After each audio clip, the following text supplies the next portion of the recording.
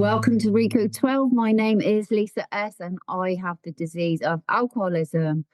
So we begin with a moment's silence for the still suffering addict inside and outside the Zoom rooms, followed by the wee version of the set-aside prayer.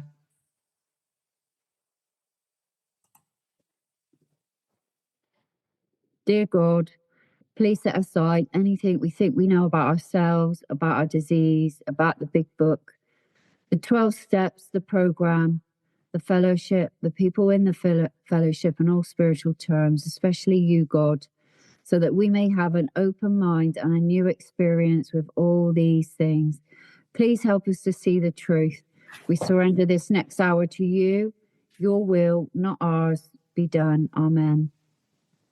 So Reco12 is an organization with the mission of learning and sharing the similarities of addiction of all kinds and gaining and sharing tools and hope from others who are walking a similar path. We come together from all places, faiths and backgrounds to gain tools and hope from others. Speakers from our past meetings have represented many fellowships, addictions and afflictions. We look forward to continuing to add to the diversity of speakers and backgrounds. And I hope you'll reach out if you think your experience, strength and hope will benefit this special community. Today's speaker is Jon E, who'll be speaking for around 30 minutes. We'll get him to do his share and then we can come in with some questions and answers afterwards. If you do have any questions, guys, during the share, please pop them in the chat and I can read them out, or you can come in after the share by raising your hand. If you want to be anonymous, just pop it in the chat anonymous and I won't read your names out. So the Reco12 family of recovery resources continues to grow and has more and more resources for the addicts and the loved ones of those addicted. We've got all the recordings on Reco12 resource and also other super exciting projects. One is of which the Big Book Roundtable discussion, where we have 3 members who discuss line by line the big book. That's David G, Nikki M, and Justin B. Really great resource. All these resources I'll pop into the chat as we go along. So Tradition 7, Reco12 is a self-supporting service, and we appreciate your help in keeping us working our Step 12 in this manner. We gratefully accept one-time contributions through PayPal, Venmo and Wise through the links that will be popped in the chat. We also offer a monthly subscription program called Reco12 Spearheads. To join in and help support these cool projects, please consider donating at www.reco12.com/support, or you again click on the chat as we go along. We look forward each meeting to growing deeper in effectiveness and understanding as we learn from and with our special speakers. Today we have Jon E from the Netherlands, who's going to be speaking about service, and says his whole life he never took responsibility for anything. But by having commitment in the 12-step program, he's now learned to be a responsible man, and today people can rely on him. So with great pleasure, really excited to hear you, Jon. So over to you. Thank you, Lisa. My name is Jon. I am a grateful alcoholic and I love drugs. It's good to be here. Thank you for the invitation. Good day, everybody, wherever you are. If you're listening to the recordings or being here on Zoom, welcome. Lisa asked me to pick a topic and I did a meditation and service came to me. So I will say something about service, but I first need to tell you where I come from. And then I'll tell you what it's like now and what service did for me and is still doing for me.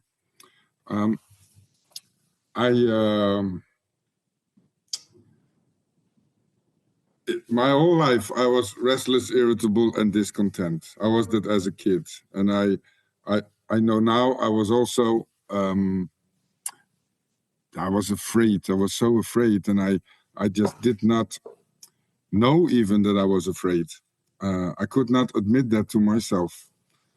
I wear all kinds of masks. I can wear the mask of a clown. I can wear the mask of a tough guy. And when I wear that mask, I become that guy. So if I'm a tough guy, I'll be the tough guy. If I'm the clown, I'll be the clown. And that for me, when I was in school, when I was a young boy, you know, I always picked up fights with guys that were older and bigger than me. And sometimes I get beaten up, but I'm very revengeful. And then I'll come back and I'll take you from behind. And then everybody says, Johnny's crazy. He's crazy. And it makes me feel good inside, you know. And this is just one simple example, but that's what I've been doing until I was 13. I tuck away all that fear, and that resulted in all kinds of nervous tics, blinking my eye rapidly, moving my feet and my hands very fast. I wet my bed until I was 13. I look under my bed if there's nobody there before I go to sleep. Sometimes I could not even breathe. I was so scared. And my parents took me to the doctor in the hospital, and they always checked my lungs for asthma. But I know now I was just afraid. I had panic attacks all my life. That could have been a sign that maybe I was scared. And I don't know why I hold on so long, but at 13 years of age, I started drinking. I really needed the drink at that time.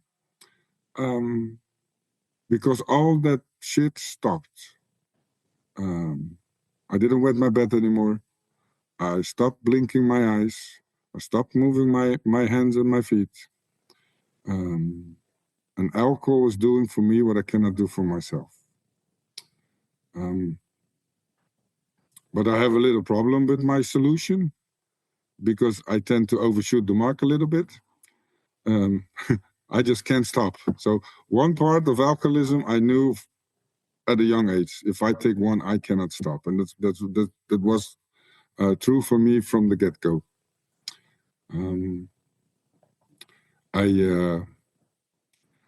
I went into the business of ruining lives.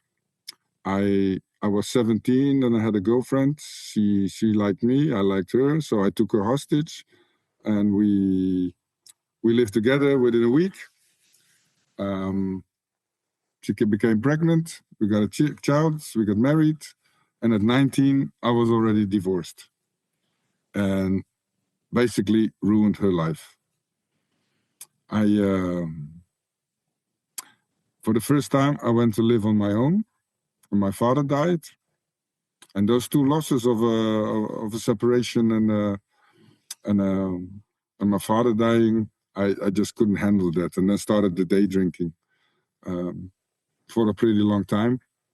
I came across a friend who was a criminal, and he had all kinds of things that I wanted, and I had to do what he was doing, and I became a criminal as well. I did this for 30 years. I'm ruining a lot of lives, you know. I never was a father for my oldest son, and if I skip further, in 2006, my wife at the time, she was pregnant from our son, and she gave me a choice: you can be a criminal, or you can be a father. You can do both. So I wanted to be a father, but I still had to tie up some loose ends, and I went to Iceland and things went wrong, and I got 6 years in prison in Iceland. And all those periods, you know, I just never took any responsibility for nothing, not for my partners, not for my children, not for my, you know, when I was a criminal, I just didn't care. You know, money is also for me a thing that I'm addicted to. Money changes me. If I make a lot of money, people look up to me, I think. I have beautiful women around me. I can go in a bar and give everybody drinks, you know, people like me. And I need always validation from the outside to feel good on the inside. But when I came the last time from prison, I knew I didn't want to go to prison anymore. It was 2009, because I was lucky. I was a foreigner, so I only had to do half of the time. Only 3 years. In total, I did 10 years, and I don't wear it as a badge of honor, but it's part of my story. And I knew I needed to change, and I built up a career. I've worked with troubled youth, and I became a social worker. But I did not stop drinking and using. But then I played a little bit fast forward. I ruined also that relationship, and a couple of years later, in 2020, 20th of June 2020 is my sobriety date. So if I behave for the next couple of weeks, I'll pick up 6 years. I was again on the run for a feeling, you know. I didn't want to feel some breakup from a relationship. Although I already had a new girlfriend, I couldn't handle that, and I started drinking, and I just couldn't stop. And in this last week of my drinking, I lost everything that I cared for. I wasn't in contact with my oldest son for about 18 months, maybe even 2 years. My ex-wife told me that it was not a safe place for our son anymore. He was 13 at the time, so he was not allowed to visit me anymore. I didn't show up for work, and people found that strange because I was usually always at work. It was a hot summer in June 2020, and they came and checked upon me, and my door was open, and I was passed out on the floor, totally wasted. So they said, if you cannot take care of anybody else, you can't if you can't take care of yourself, you can't take care of anybody else. So they tore down my contract. So I lost my kids, I lost my work. The new girlfriend I had said, if you want to get sober, I will help you as a friend, but not as a partner. So basically lost everything, and still wasn't enough for me to stop. I needed a little bit more. I needed to push it a little bit further. But my ex-wife was so worried about me that she called an ambulance, and the ambulance took me to the hospital. It was the 4th time that year I ended up in hospital. And they gave me medicine because my heart was going so fast, and then my heart slowed down, and they said, you're okay, you're good to go. But I was far from okay. So 20 June 2020, the first day that I haven't used anything, the most horrible day in my life. I get to celebrate now every year. Every year I get a medal for the most horrible day in my life. I had a delirium tremens. I was attacked by spiders as big as my fist. The water came dripping from the ceiling on my face, on my legs, and somewhere I knew this was not happening. So I stood up and touched the ceiling, and there was no water. And that for me was the moment of surrender. I surrendered. I knew I needed help. I can't do this anymore. So I needed to wait a few days until the shaking stopped a little bit. And my best thinking was I have to go to a treatment center. Didn't want to go to a 12-step clinic because I've seen the step once and I saw a few times the word God in it. It was not for me. But thank God I went to a 12-step clinic, and a guy shared his experience with us in the clinic, and he gave me so much hope. He gave me so much hope that I asked him as a sponsor, and I worked the steps. When I came out of this treatment center, I worked the steps like a maniac, and then because I drink and I use like a maniac. So why should I slow down while doing the steps? I need to put the same effort in my recovery as that I did in my using and my drinking. And that's what I did basically from day one. And they told me service was good for your recovery. I didn't know anything about service. I was still in the treatment center my last week, and they had a group conscious meeting, and I wanted to be there, but the treatment center didn't allow me, and I was so fucking pissed. But the people in that meeting, they said, no, just come back next week. Yeah, but then you don't have a group conscious meeting. We'll find you a job. I didn't know how that worked, you know. So when I got out of the treatment center, I went there, and there was no group conscience, so I was just setting up chairs. And then 3 weeks later, there was a new group conscience. And so what can I do? So, well, we need a key person. Okay, what do I have to do? So you got to be here the first one, open the door, and you got to leave as the last one and close the door. Okay, I can do that. But I lost my job, and soon I'll be working again. So we need to make a spare key in case I can't make it if I'm working again. And there was a guy there who was a little bit longer sober than I was. And he just nodded his head and he said, "No, Jon, just make sure you're here." So I got this commitment for 6 months and I haven't missed a meeting. So every week I was there because I needed to open the door. So that was my beginning of learning what a responsibility was. Because I can't have it that there's no meeting because I'm not there, you know. And by being there this 6 months, every single week, I also laid a foundation for my recovery. And I was fortunate enough that I came into a meeting where they were walking around with big books and they were talking about the steps and it was telling me how their life has changed. So I was enthusiastic, you know, and after 6 months they asked me, "Can you be a GSR?" I said, "I have no idea what it is." And they explained me and I called my sponsor. He said, "Yeah, go for it." I have a sponsor, is a long-time AA guy. Some people would say the old-timer, but I like I like long-timer more. So every time if I didn't know anything or I didn't know something, then I just call my sponsor. So how do I do this? And because I was a GSR, I came to a district meeting. And at the district, there was a service position, H&I, hospitals and institutions. And just before I went to that meeting, they asked me one time to go to an institution to share my experience. And that gave me such a good feeling. I took upon that position upon me. And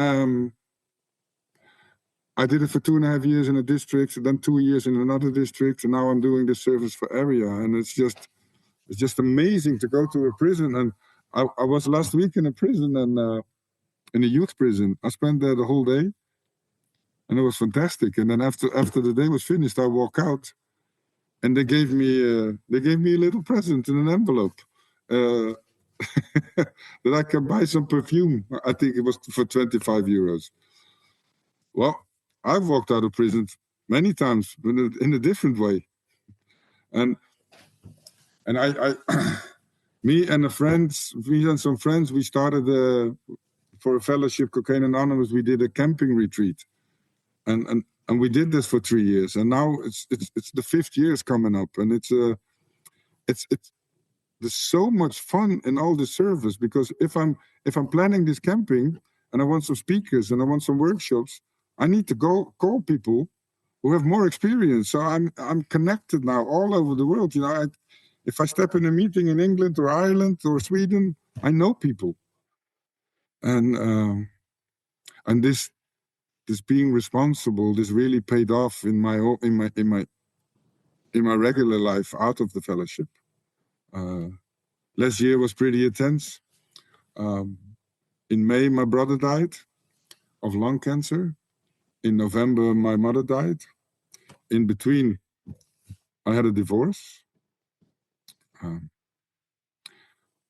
But because I'm now a responsible man and I know what a commitment is, I've been there all the way for my brother. In November, he heard that it was hopeless.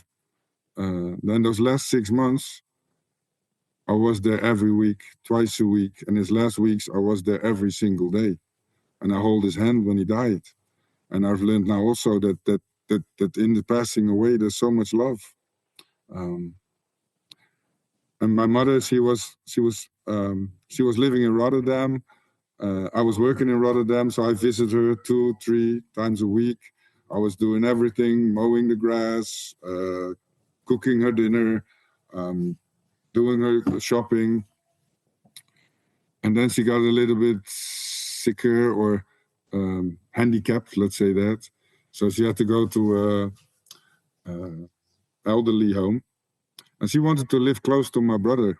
And my brother lived on the other side of the country. So I said to my mother, I said, it's cool if you want to live close to my brother, right? But I can't visit you 3 times a week. But you bet your ass I'll be there every week. Once a week I'll be there. And the 2 years that she lived there, I haven't missed a single visit. Maybe one time I didn't go after 7 days, but after 8 days. But that's the only thing that I did, you know. I was there always, and we played Rummy Cup. We had coffee, we had lunches, and most of all, we had a lot of fun. And it started also with my mother to make amends to her in the beginning of my recovery. But after that, I've been doing living amends. You know, I'm showing up. I'm showing up. I'm always there. And a year before she died, she wanted to go on a holiday, so I took her to Turkey. I had a friend in the fellowship who was from Turkey, and he said, "I'll arrange a nurse for your mother. I'll arrange an apartment." So me and my mother in the wheelchair. She was always going to bed at 7:00. This guy doesn't live in a touristic place, so we needed to fly middle of the night, 4:00. My mother was exhausted, but we did it, you know, and we had the best week of our lives. My mother always talked about that holiday. And in that holiday, I've been able to do things that I just didn't know was possible. You know, I undressed my mother. I dressed my mother for the night. I put her in the shower. And at one time I was changing her urine bag, and I didn't have any gloves, and I was changing this urine bag, and I was a little bit pissed on my fingers. And my mother was sitting in a wheelchair looking at me and said, "This must be a horrible job, Jon." I said, "Mama, with all the things you did for me in my life, every time you came to visit me when I was in prison, I need to change at least 1 million of those bags to even come close to breaking even with you." And she just smiled, and I gave her a hug. And then my youngest son, you know, when he was 13 and I had my rock bottom, he was not allowed to come to my place anymore. 6 months later, my ex-wife already saw that I was responsible, and that she was not doing so well. She was depressed from all the years, taking care of 2 children, had to dealing with me for all those years, and she couldn't handle it anymore. And then my son came to live with me. So 6 months before, she said he's not allowed to come. And now with her permission, our son came to live with me, and he lives now with me for 5.5 years. And I've been a father for my son, right? And I remember that when he was younger, and if he was sad and when he was crying, I said, "Stop crying, we're gonna fix it, we're gonna fix it." And now a couple of weeks ago, he was sad about something, you know, and he had a little tear, and he just came. He's bigger than I am, and I'm pretty big. And then he just put his head on my shoulder, and he cried a little bit. Only thing I said was, "It's okay, it's okay."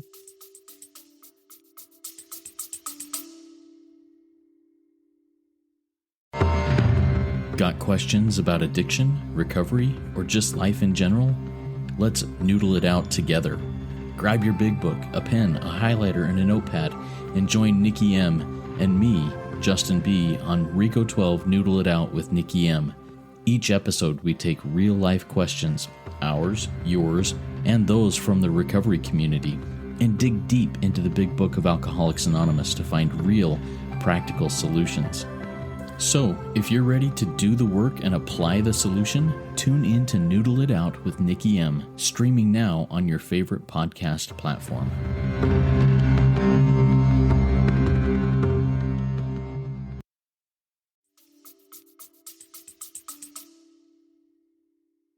It always gives me goosebumps if I talk about these things. It's so beautiful, you know, and if I go back to this funeral of my mother, my sponsor was there. Some fellows that I have really close to me were there, but also two of my 3 ex-wives were at the funeral, and that also means something, you know. I've changed so much that I'm so grateful for these 12 steps and these fellowships. It's unbelievable. I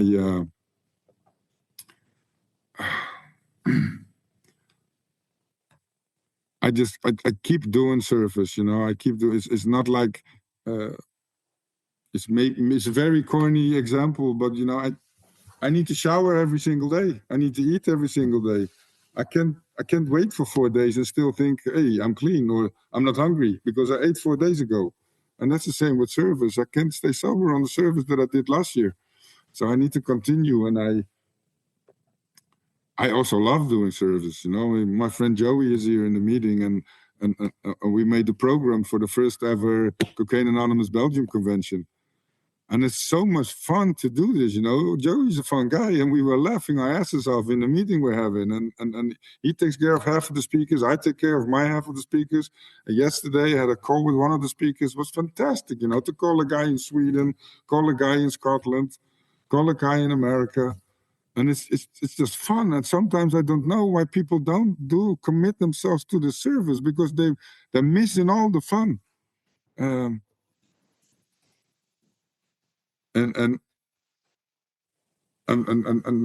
I'm now in a process, a really beautiful process. You know, when I lost my job in my rock bottom, I learned to let go. I learned to trust on this power greater than myself, and beautiful things came on my path. I always thought it was coincidence, but I know now that God was really working hard for me, and he made it possible for me. I met certain people at a certain time, at a certain place, and I'm now already for many years, I'm a forensic coach, which means I am coaching criminals. Not to be better criminals. I could do that as well, although I wasn't that good of a criminal. I spent 10 years in prison. But I help those guys to not be a criminal anymore, and to walk a straight path. And things have evolved, and I'm now in the process of opening a safe house for criminal, alcoholic, and addicts. And things are looking good. I was just before this meeting, I was talking to somebody, and things are really looking good. Looks like after the summer, I will open the doors. For a guy who's never been responsible for anything, I'm pretty responsible at the moment. People trust me. I'm reliable. And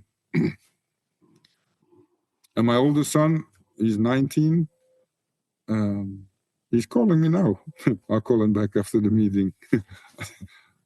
I have a pretty okay relationship, you know. There's always a little bit that we have a history, of course. I was never there for a very, very long time in his life. But once every 2 weeks we go out, we're gonna grab a sandwich, we're gonna have lunch, we play. When he had his birthday in March, you know, we said, what do you want to do? You want to go to a restaurant? He said, no, I just want to have a quiet day.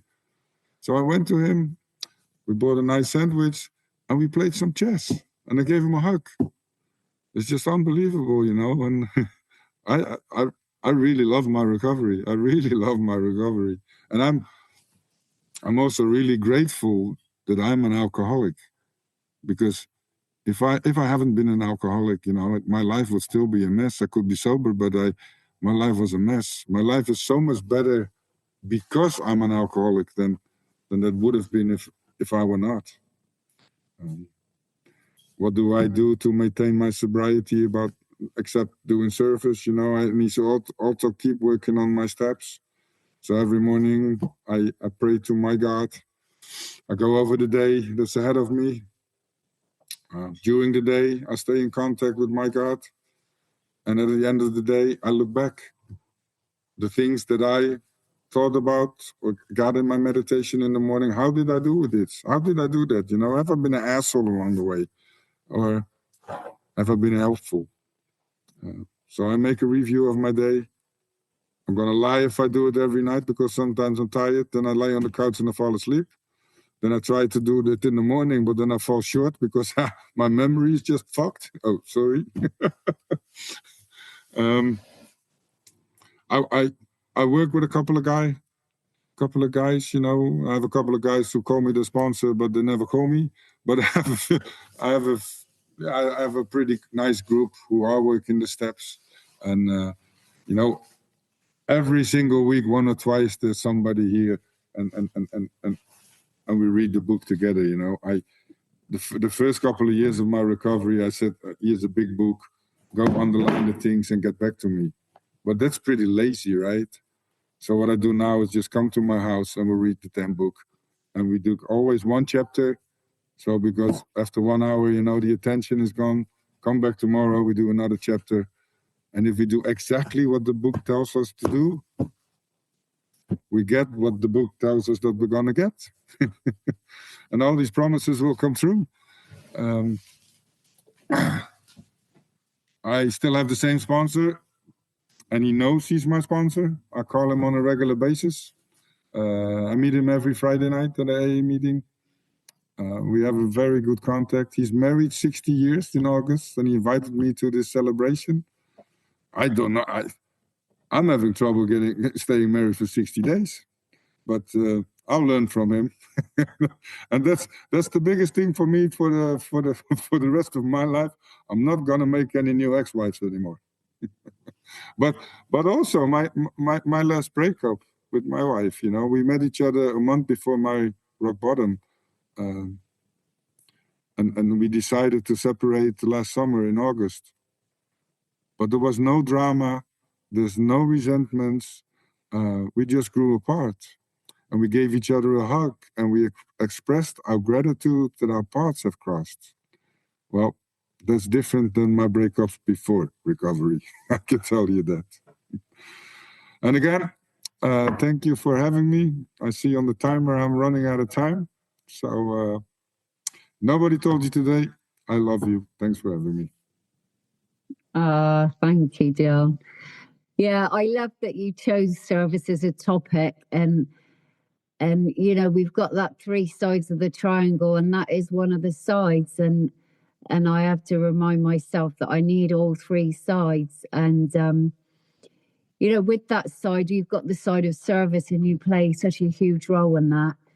Fantastic. I love when you talk about H&I, because it's such a great service to give back that we've all either had direct contact with or someone we know has had that sort of connection with prisons and institutions. When you were mentioning God, Jon, how at the beginning when you first got into the program, did you struggle finding your understanding of God, or did it come quite quickly with you? What did that look like for you? Oh, it was very simple. I didn't want to have anything to do with God, but my back was against the wall.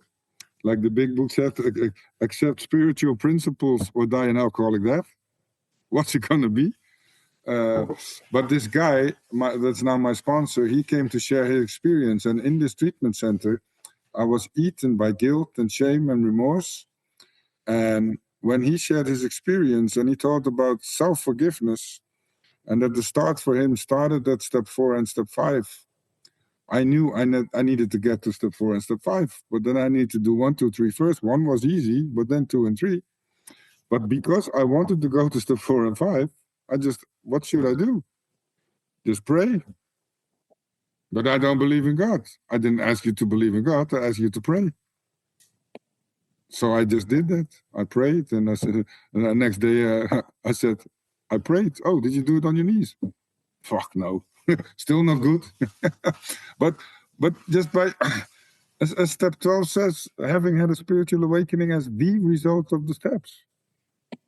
I had the spiritual awakening, and in the beginning I had it difficult with the words God. I choose higher power or whatever, and now I just call it God, and I have no idea what God is, but I know that there is a God.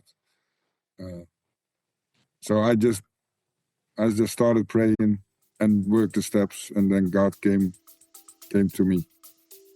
Yeah.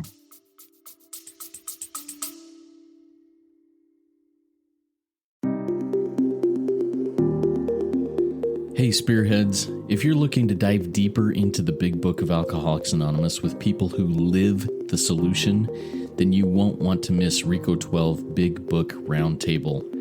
Join David G, Nikki M, and me, the moderator Justin B, 3 recovered addicts from multiple fellowships, as we break down the big book line by line.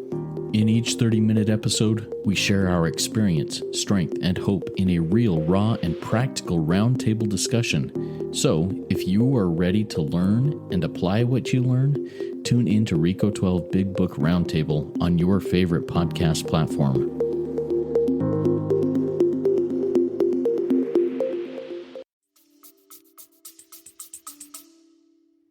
I love that. Yeah, me too. When it says, the main object of the 12 steps is find that power, what's bigger than ourselves. So I guess that's a big clue there, isn't it? you touched on step 11 there with your morning prayer and evening review and stuff. What does your step 10 look like, Jon, on a daily basis? Well, it's not so long ago that I felt short on my step 10, because if I got a full life. I'm a busy man, and if I'm in this chaotic day, sometimes I don't see my mistakes.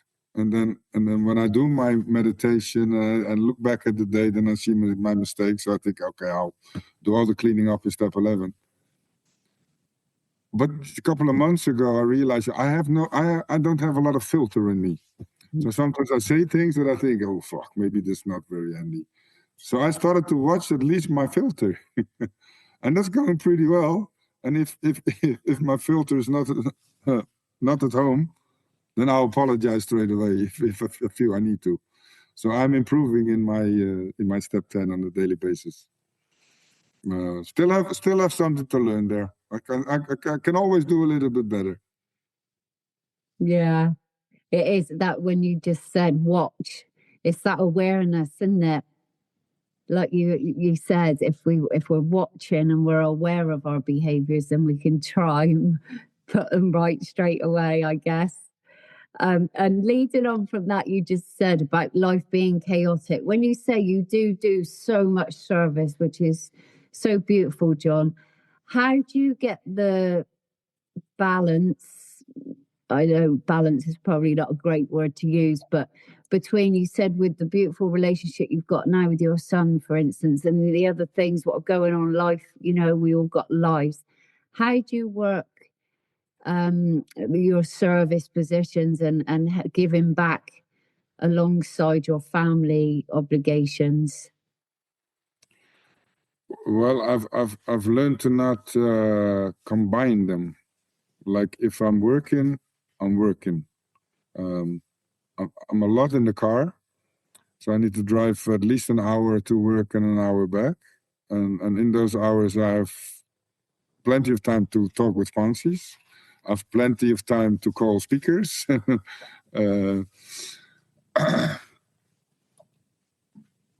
And like this day I go to prison, that day I'm not working. So that day I'm doing service. Because if I mix it up too much, because my work is very closely related to recovery, because I'm working with a lot of alcoholics and addicts, but I get paid for that. So that's not recovery, that's just work. So I need to keep that separate. The things I do for money or the things I do for my spirituality. I need to keep that separate. But I'm fortunate. I'm not the youngest anymore. I'm 56, but I got full energy still. And also I also learned to be responsible for my body. I go running. I go on the bicycle. I lost about 15 kilos because in the beginning of my recovery I was getting pretty overweight, and then if I use these 12 steps that help me to stay sober, why not use the same 12 steps to eat a little bit less? And that's working out pretty good.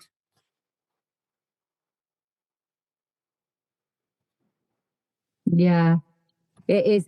When I've heard, for me, when I first come in, I thought, oh, if I'm not drinking or drugging, well, I'm going to be so bored. There's never a dull moment in recovery, is there? There's always something to be doing. Yeah. Has over the years of since you come in, Jon, has anything changed? Do you do more of certain things in recovery or less than? Has anything changed from the beginning till today, or have you sort of maintained the same sort of consistency on everything? No, I think it was about 2 years ago when I finally understood step 11 a little bit better, because I was doing always the same. in my prayer and my meditation. But step 11 tells me I need to improve my conscious contact with God and not maintain it. So I sometimes mix it up a little bit. I do, for me, being in nature, like being on a bicycle for 2 hours in the woods, I just don't go so fast on the bike, and I stay connected with the universe, with God, and that is for me meditation. Sometimes I sit in my garden and look at the flowers, look at the birds. So I change up my meditation, I change up my prayer life. I sometimes, as my good friend tells me, I get stuck in the mechanics. And then I change it up a little bit. Just recently I did the 11-step prayer. So every day I take a line of the 11-step prayer, and that's my line for the day. So the first line, Lord, make me a channel of thy peace. So everything I do that day, I will keep that sentence in mind. And so then I will go about my day. Okay, I remember I came at work and somebody made a corny joke towards me, and normally I will go over that. And I think, Lord, be a channel of thy peace. Okay, so I just smiled to say, haha, funny. And I didn't kill him. So I changed it up a little bit, but I haven't changed in service. I'm just always committed to H&I, always committed to conventions or events. I love doing that, and I go a lot to conventions. I travel a lot. I like to go to Ireland. England are not allowed anymore because they changed the law. Now they don't want criminals anymore. So you have to have this electronic thingy, and I got refused. So that's okay. There's plenty of countries left.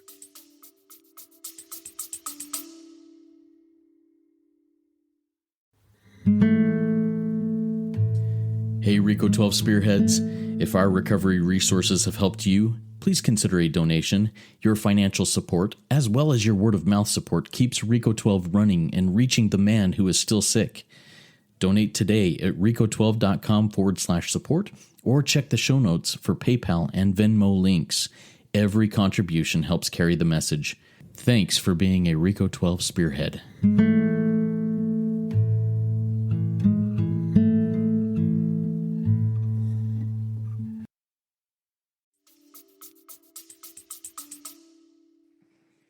Yeah, I was going to say something then. I thought we won't get into outside issues, but yeah, that's in the UK for you. Oh, what a shame! I was going to get you to come and stay, Jon. Yeah, I love that because in step 11, the beautiful thing about that is that we can make it so personal to us. What prayers and what meditations and try out different things and there's not one what fits all, is there? Something that you might like, I might not, and something I like, you might not, and that's the beauty of the prayer and meditation. I feel. Joey, come on in.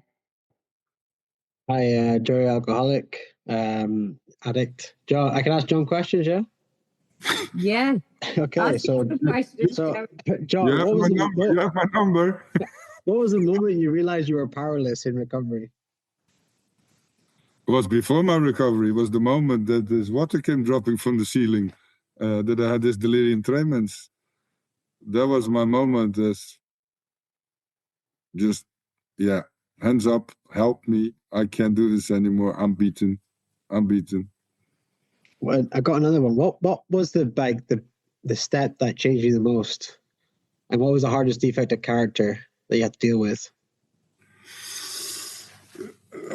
What changes me the most? Well, I'm not sure if it changed me the most, but what gave me the most freedom is step 9, making all those amends. And after that, making living amends.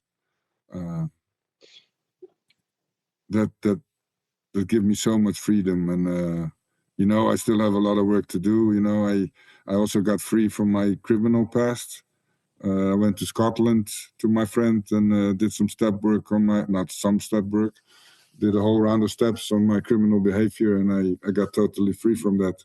And I got now peace that I cannot make direct amends to some people because that would injure them or others. Okay. One last one. I've got one last one for you. So, how has your understanding of step 12 evolved over time? Well, I always smile if in the beginning I was irritated, but now I smile if people say, "Yeah, I'm now at step 12, so I need to share in a meeting," and then I completed my step 12. You think, what? This practicing all these principles in all my affairs. That's where the juice is, and that's what is. If I do that right, I have a very easy step 11 in the night. Practicing these principles, because I can go in a meeting and share something very spiritual, and then a new guy will ask me as a sponsor, and I had the best share, I'm fantastic, and then I drive home, somebody's not driving fast enough, I honk my horn, you mother, and then I come home, and then the neighbor is not doing what I want, and I shout at the neighbor. Then I'm not practicing those principles, right? So that for me is the juice in step 12, practicing all these principles in all my affairs, and not towards the people that I already like, because that's easy. Yeah, I love that. It is all, all means all, and everything means everything. And like you say, Jon, it's easy to be practicing the principles with the people who are nice to us and don't, annoy us, but that's where the challenge comes in, to really put our faith in and trust God of our understanding to, dig deep and really practice in with everybody. And I love that. And touching on what Joey just asked, when you first realised you were powerless, you mentioned that you were in hospitals a few times. And did they ever give you any information on 12 steps, Jon, or was it just, any agents? Was there any help in them hospitals at the time? No, they just fixed me up. When I asked for help one time, and I went to a organization here, and they gave me an option. Do you want to stop or moderate? Oh, well, let's do moderate then. So, but I don't think I was ready to stop. Yeah. I wanted all the problems to stop, but I didn't want the drinking to stop. Yeah, I had the similar experience, Jon. I was first sent to a agency, if you like, and they gave me the option: do you want to stop or do you want to control it? I was like, well, yeah, of course I want to control it. And clearly it didn't work. 12 steps for me was the only thing what worked, and it is so powerful, and it still blows my mind how it don't just, we all say, don't we come in to stop drinking and taking drugs or whatever the thing is, and it really transforms everything if we put the work in. And one last question, Jon. If you were to say to someone still suffering in the rooms or someone new to the rooms, what would your suggestion be to them? Suffering in the rooms, in you mean by still using and drinking, or?